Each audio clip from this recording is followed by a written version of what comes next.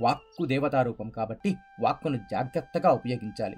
శబ్ద బ్రహ్మము నుండి పుట్టిన పరావాక్కు మరుల పశ్యంతిగా ఆవిర్భవించి మరల మధ్యమగా మారి వైఖరిగా విస్తరించింది. పరా పశ్యంతి మధ్యమ వైఖరికి సంబంధించిన కోణము ఇది. మొదట మనకు సంభాషణ చేయాలి అన్న తలంపు పుడుతుంది. అంటే స్పందన ప్రారంభం అవుతుంది. ఈ శక్తి సహస్రారంలో ఉన్న చంద్రమండలంలో గల శక్తి. మాటలాడాలి అన్న ఇచ్ఛాశక్తికి జ్ఞానశక్తి మరియు క్రియాశక్తి తోడవ్వాలి. యోగపరంగా ఈ స్పందనా శక్తి ప్రాణశక్తి. ఈ శక్తిని లలితగాను శబ్ద బ్రహ్మంగాను భావిస్తారు. సహస్రారంలో పుట్టిన ఈ శక్తి మూలాధారాన్ని చేరుతుంది. మూలాధారం నుండి మరల ఒకానొక శక్తి రూపంలో పైకి బయలుదేరుతుంది. ఇది వాక్కు యొక్క మూల రూపం. ఈ స్థితిలో ఉన్న శక్తి పేరు పర.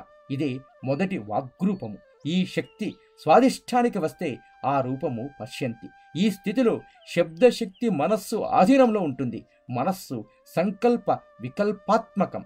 ఈ ప్రపంచనంతో ఆ వాగ్రూప శక్తి విశుద్ధ చక్రం వైపుకు పరుగు తీస్తుంది. ఈ విశుద్ధ చక్రం చేరేలోగా ఈ శక్తిని బుద్ధి అడ్డుకుంటుంది. ఈ స్థాయిలో వాక్కును మధ్యమ అంటారు. ఇక్కడ మనస్సు చెప్పే మాటకు బుద్ధి ఒక రూపము కల్పిస్తుంది. భాషా స్వరూపం కూడా ఇక్కడే తయారు అవుతుంది.